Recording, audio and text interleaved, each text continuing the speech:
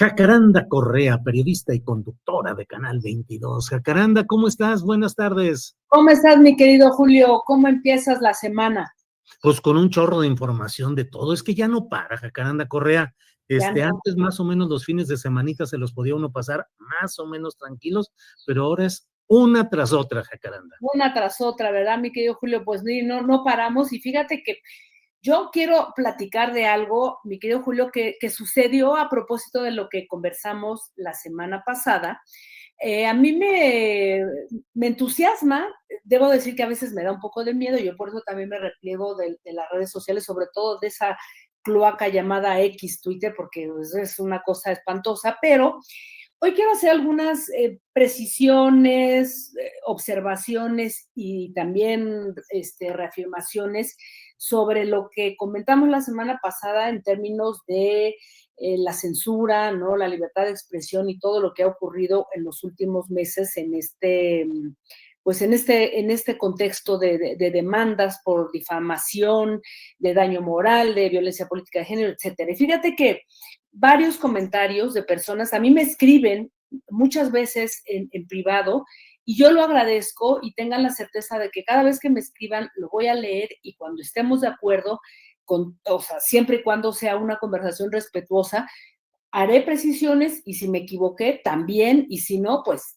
también reafirmaré, como en el caso de hoy que quisiera yo contextualizar y reafirmar, querido Julio, porque algunas personas me decían, no, es que estás descontextualizando, eso no es cierto, que en la 4T se hayan, en este gobierno se haya acrecentado los casos de censura.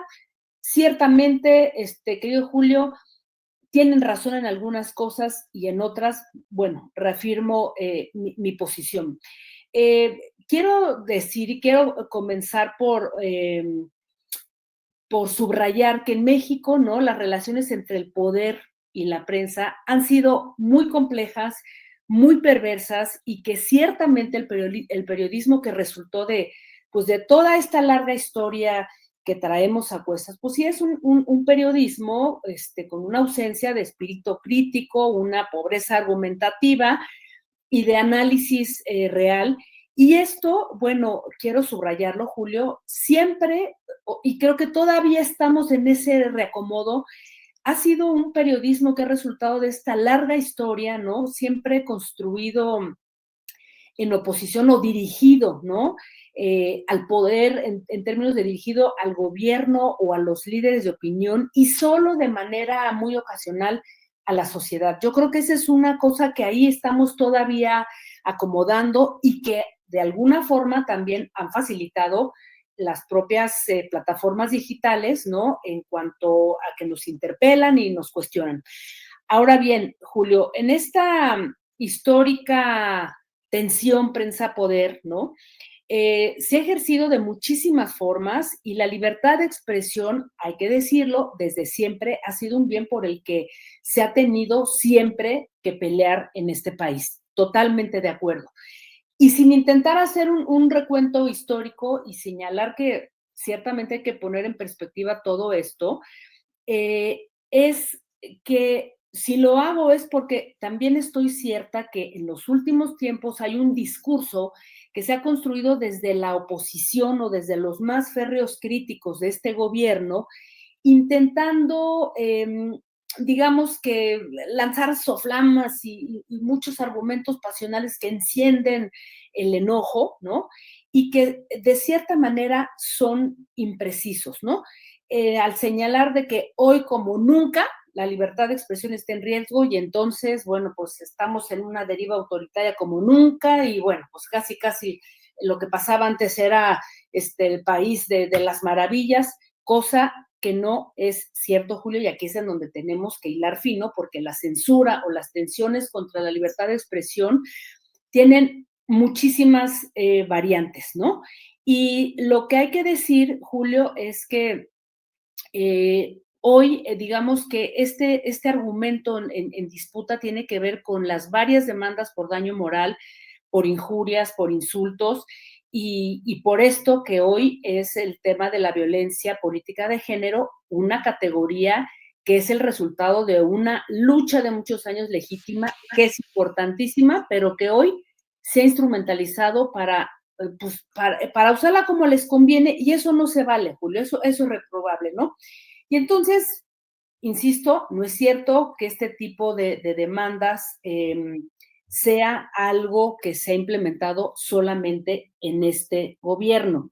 Lo que sí es cierto, Julio, y aquí hay que subrayarlo y hay que ser lo suficientemente críticos para entender que no es posible que esta lucha por esta batalla por defender la libertad de expresión hoy esté en riesgo por demandas y por señalamientos por parte de políticos y de funcionarios que pertenecen a un movimiento que se asume como progresista y cuyo uno de los ejes ha sido durante muchos años pelear y defender la libertad de expresión. Y entonces aquí es en donde sí hay que decir, no es cierto que esto es solamente una cuestión de hoy, pero no se vale que entonces integrantes, digamos, que de este movimiento, pues sigan utilizando este tipo de, ¿cómo decir, no? De jaloneos y de amenazas para intentar generar un poco de miedo en temas que a veces parecen espinosos. Y mira, Julio, déjame contextualizar porque estuve revisando varias cosas y a propósito también de algo que estoy investigando en la Cátedra de Periodismo Granados Chapa, de la cual, sabes, soy la coordinadora. Fíjate que echando un vistazo atrás, es cierto que hay casos emblemáticos que se dieron en los gobiernos del PRI y en los gobiernos del PAN, intentando censurar a varios periodistas. Uno de los casos más emblemáticos y que seguramente tú recordarás fue en pleno periodo de Vicente Fox, el PAN, contra Miguel Ángel Granados Chapa y Alfredo Rivera Flores, con un libro que escribieron que se llamaba La Sosa Nostra, Porrismo y Gobierno Coludidos en Hidalgo. Y entonces el exrector de la Universidad Autónoma de Hidalgo lanza una demanda terrible contra el escritor y también contra Miguel Ángel Granados Chapa, simplemente porque él escribió el prólogo. Entonces, este fue un litigio que duró 4 años y fue muy sonado, muy complejo, y creo que eso tendríamos que tenerlo en cuenta. Otro de los casos, y que seguramente tú recordarás en el 2005 también, en tiempos de Vicente Fox, fue toda esta demanda contra Olga Warnat, ¿no? Que fue una demanda primero muy larga también, muy compleja, ¿no? Primero por los hijos bueno, por la propia Marta Sagún, demandando por daño moral a esta periodista por mencionar en su libro, que en ese momento era Crónicas Malditas, el enriquecimiento ilícito de los hijos de Marta Sagún. Otro también que no podemos olvidar y que incluso se emprendió contra nuestro colega que es colaborador de este espacio, contra Arturo Rodríguez, fue en el 2007, con José Guillermo Anaya Llamas, ex senador panista por Coahuila, que demanda a Arturo, ¿no? Por una publicación en la que Arturo hizo referencia a la presencia de un narcotraficante en el bautizo de su hija y también del presidente Felipe Calderón, ¿no?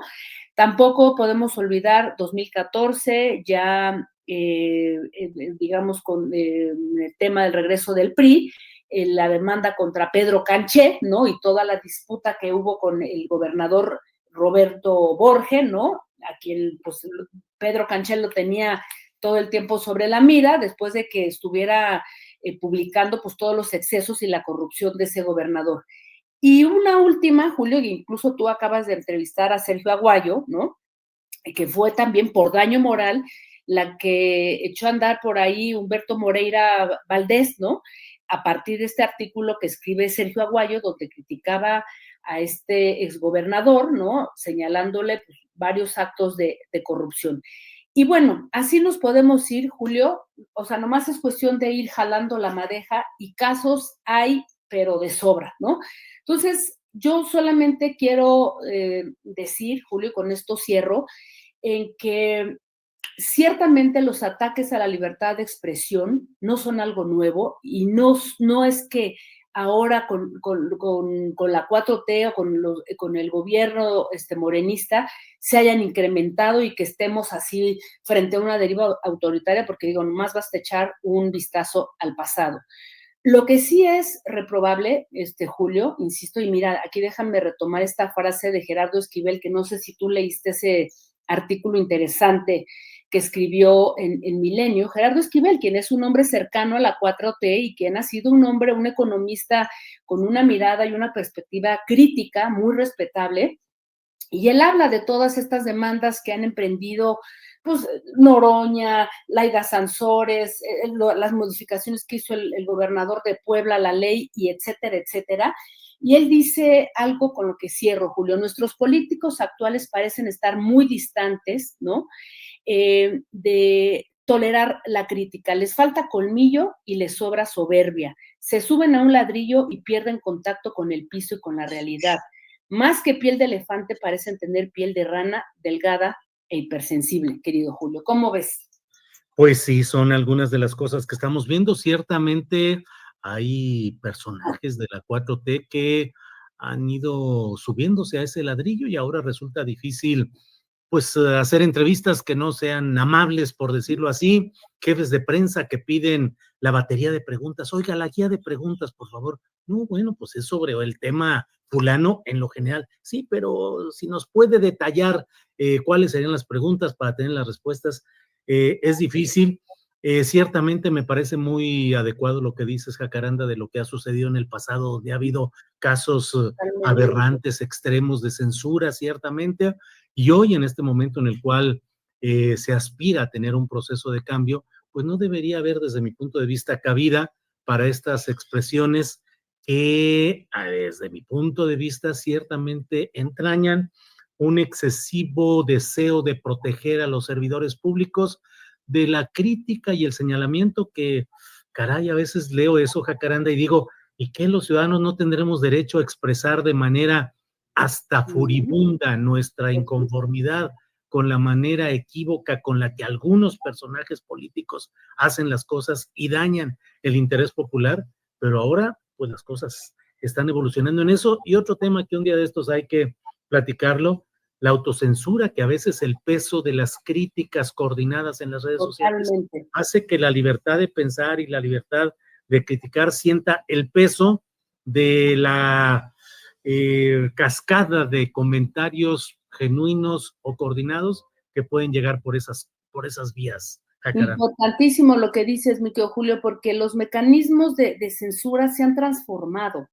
Y en este país, repito, con una relación histórica tan perversa entre la prensa y el poder, hoy lo que tú dices y con la llegada de las plataformas digitales, sin duda han generado autocensura, ¿no? En algunos casos la autocensura viene por miedo a enfrentar a un poder poderoso, o sea, un poder y que de ahí vengan represalias, incluso amenazas, ¿no? A la integridad de los periodistas, pero en el caso, o sea, yo lo he visto, Julio, y es tremendo ver que hay colegas que han bajado la voz o que han cambiado incluso su postura, y eso creo que no nos ayuda, y menos con esta historia que traemos a cuestas, querido Julio. Tu micrófono. Ya te fuiste con lo más importante. Bla, bla, bla, y ya. No, no es cierto. Digo que siempre es un gusto compartir contigo estos espacios y reflexionar y quedarnos pensando en las muchas cosas que contienen estas intervenciones tuyas. Así es que muchas gracias como siempre, Jacaranda, y nos vemos la próxima semana para seguir en este removedero de neuronas. Un abrazo, querido Julio, bonita semana. Hasta luego, gracias.